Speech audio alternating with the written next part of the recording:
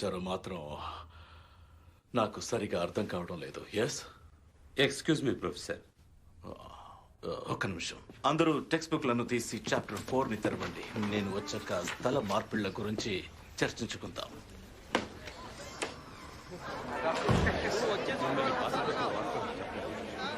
ఏమిటది? Board of రెజెంట్లు చేసే ఒత్తిడి మీకు అసలు ఏమాత్రం తెలీదు. ఎఫ్బిఐ వాళ్ళు ఈ రోజు ఉదయం మీ ఆఫీస్ని రైడ్ చేశారు. మీ ఫైల్స్ అన్నింటినీ చెక్ చేశారు. మీరు ఈ కాలేజ్ డీన్ గా ఎందుకు వాళ్ళని ఆపలేదు? మీకు హక్కు లేదా? నాకు మాత్రమే కాదు, వాళ్ళకి ఉన్నాయి. వాళ్ళేం ఒట్టి చేతులతో రాలేదు. రైడ్ కావాల్సిన అన్ని సచివాలయాలతో వచ్చారు. ఇటువంటి పరిస్థితుల్లో నేను మాత్రమే కాదు, యూనివర్సిటీ తలుచుకున్నా ఏమీ చేయలేదు. నన్ను ఈ ఉద్యోగం నుంచి తీసేస్తున్నారా? మీకు కొద్ది రోజులు సెలవు ఇస్తున్నాను. నిర్ణీతం లేని సెలవు. అంటే తీసేసినట్టే. సెలవులో ఉన్నప్పటికీ నీ పూర్తి జీతం నీకు ఇచ్చేందుకు నిర్ణయించుకున్నావు. అందువల్ల అక్కర్లేదు.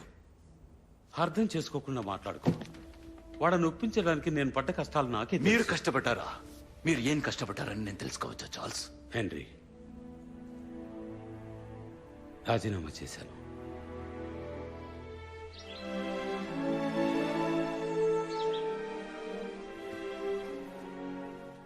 ఎక్కడికి వెళ్తున్నావు? ముందు న్యూయార్క్ వెళ్ళి అక్కడి నుంచి లండన్కి వెళ్తున్నాను. లైప్సిగ్లో ఇదే పని చేస్తానేమో. అంతా చక్కబడ్డాక మీకు టెలిగ్రామ్ పంపిస్తాను. అప్పుడు నా మిగతా లగేజ్ని పంపించండి. ఇక నాకు ఇక్కడ పనేముంది? అసలు ఈ లోకంలో ఏం జరుగుతుంది? ప్రభుత్వ దృష్టి అంతా కమ్యూనిస్టుల మీదే ఉంది. ఎప్పుడైతే చదువు కమ్యూనిజంతో ముడిపడి ఉందో ఇక మనం ఇక్కడ ఉండటంలో ఎలాంటి ప్రయోజనం లేదు. మీ భార్య దీని గురించి ఏమన్నారు? ఎవరి భార్య మాత్రం విని సంతోషిస్తుంది చెప్పు? తన మొహంలో కొంత భయము కొంత ధైర్యము కనిపించింది. నేను మిమ్మల్ని అనవసరంగా అనుమానించాను మిత్రమా. నో, ఈ కాలంలో స్నేహితుల్ని కూడా నమ్మకూడదు.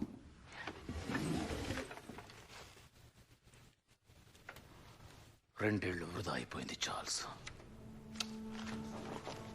ముందు నాన్న, తర్వాత మార్కస్. ఇప్పుడు మనం మన జీవితంలో పొందే పరిస్థితి పోయి కోల్పోయే పరిస్థితికి వచ్చాం.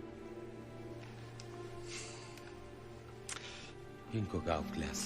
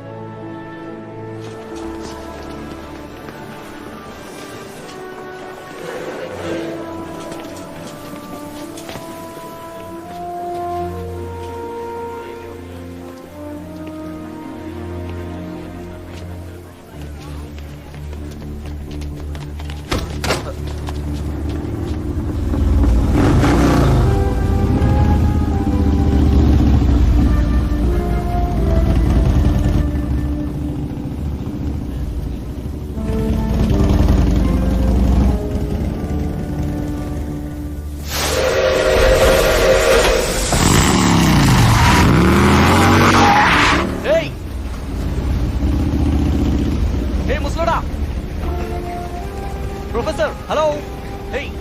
నువ్వేనా డాక్టర్ జోన్స్? ప్లాట్ఫామ్ ఇంకొంత దూరమే ఉంది. నువ్వు డాక్టర్ ఆక్స్లీ ఫ్రెండ్వా? ఎవరు? Harold Oxley, archaeologist. అవును. ఆయనకేమైంది? ఆయన్ని చంపైపోతున్నారు. నేను వాడితో మాట్లాడి 20 ఏళ్ళైంది. చాలా తెలివైన వాడు. ఎంతటి వాళ్ళనైనా మాటలతో నిద్రపుచ్చేస్తాడు. అవును, నా చిన్నప్పుడు ఆయన మాటలే నాకు జోలపాట. ఆయన గొంతు మత్తు మందుతో సమానమని అందరూ అంటారు. నా పేరు మట్ విలియమ్స్.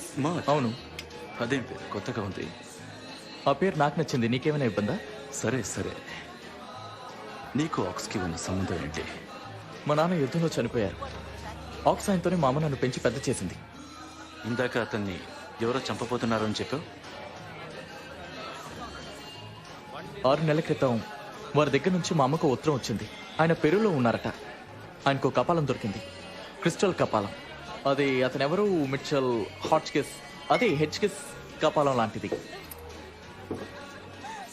నేను ఆక్స్ ఇద్దరం కలిసి ఆ కపాలం మీద ఎన్నో రీసెర్చ్లు చేశాం. దాని గురించి నీకెలా తెలుసు? తెలియనట్టు అడుగుతావే. ఆయన ఉదయం నుంచి రాత్రి వరకు దాని గురించి మాట్లాడుతుంటారు.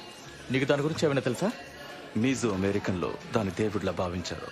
ఈ ప్రపంచంలో అలాంటి కపాలాలు ఎన్నో ఉన్నాయి. నేను ఒక్కసారి బ్రిటిష్ మ్యూజియంలో చూశాను. అవి చాలా అందంగా ఉంటాయి. ఇంతకన్నా